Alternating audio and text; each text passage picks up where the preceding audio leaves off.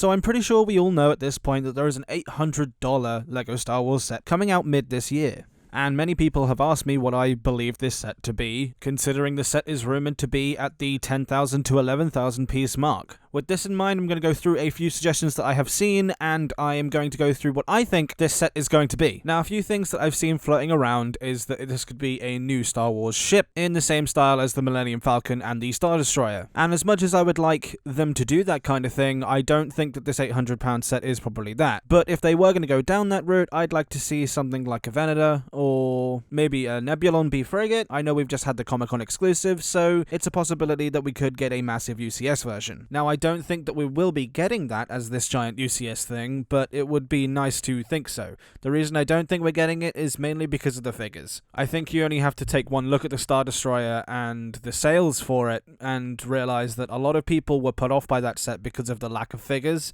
and the terrible figure selection. Even though a lot of these sets are priced at very, very high marks, a lot of people do tend to buy them a lot for the figures that you will get with these kind of sets. The UCS Millennium Falcon is a good example with two different sets of minifigures from two different time periods and as well as two really nice exclusives. So if they were to make something like a Venator or a Nebulon B frigate, they would really have to reconsider what they were doing in terms of the figures, whether they were going to go with Episode 5 Nebulon, which would be difficult to do some really nice exclusive figures for, and if they were going Venator, I think you're just going to have a load of problems with figures not knowing really which ones to put in. So we'd probably get the same situation as the Star Destroyer, where we'd just have two figures that are not very interesting. I've also seen some people say that it could be like a massive Master Builder set, as we don't know at the moment whether it's classed as a UCS set or a Master Builder set, as the leak just says D2C. Again, personally, I don't see this to be the case. I don't see what they could do for a really, really nice $800 Master Builder set. I mean, even the Cantina, which is one of the most iconic locations from Star Wars, was still a £350 set. And I think if you were going to do an $800 Master Builder set, the Cantina would probably be one of those things that you would consider for that price bracket, considering you could do the hangar for the Millennium Falcon as well if you were going to do that as a Master Builder set. Obviously they're not, because we've just had the Cantina, but I struggle to think what else they could do in terms of a Master Builder set that would be as iconic as Mos Eisley. Now, I've also seen some people say that it could be an AT-AT. Again, it's one of the more stronger possibilities that I think it could be, considering that LEGO have never made a really decently sized UCS AT-AT. However, I do think that it's one of those cases where LEGO probably aren't going to do that because of the way that the AT-AT is made. It's always going to be top heavy. You're probably going to get one of those cases where it will topple over. I don't even think the Brick Vault one is that sort of piece count as well. I think it's the sort of 5,000 to 6,000 piece mark, and I know they've had struggles with it staying upright because it likes to keep falling over. So again, I don't think it will be an AT-AT, even though that would probably be the best set to make in terms of minifigures, as I do believe we could get a lot of really cool exclusive ones in that kind of a set. Now, what do I think this £800 set will be? I personally think, like a lot of other people, it's going to be a Death Star.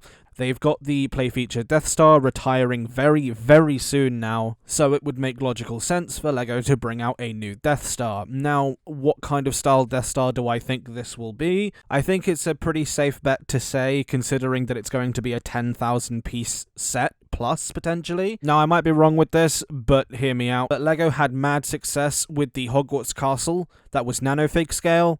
Now, I know that having a nanofig scale Death Star would still be a massive build, but considering all of the greebling that you would have to do on a set that big, I reckon that we're probably going to get a Death Star similar to the 2005 version.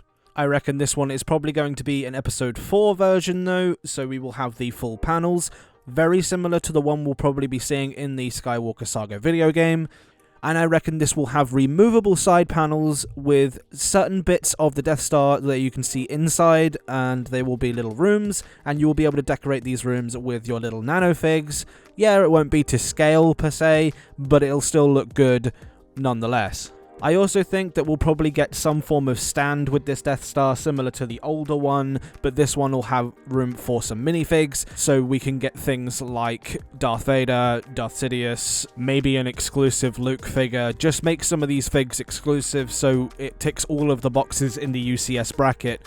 Now, speaking of which, I do think this kind of a set does tick all of the boxes. It fixes some of the problems from things like the Star Destroyer. I think it just fixes everything a normal collector would probably want. It not only is a really nice looking set, you also have an interior in sections, so your build isn't going to fall apart on you because it has a full interior kind of thing. There'll probably be some play features, but because it's nanoscale, you can get a lot more detail in there without having to build a massive Death Star the size of a house. And you still get some minifigures that will be exclusive that you can still display with the set. So in my mind, it ticks all of the boxes, and this is what I think the $800 Star Wars set will be. I look forward to seeing it. I don't know if I would buy it necessarily if it was that. It really depends on whether it will be worth my money.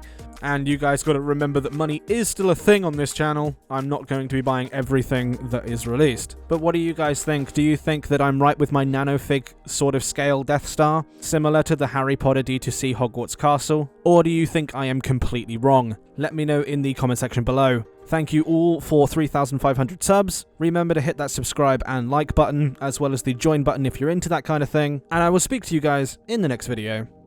Goodbye.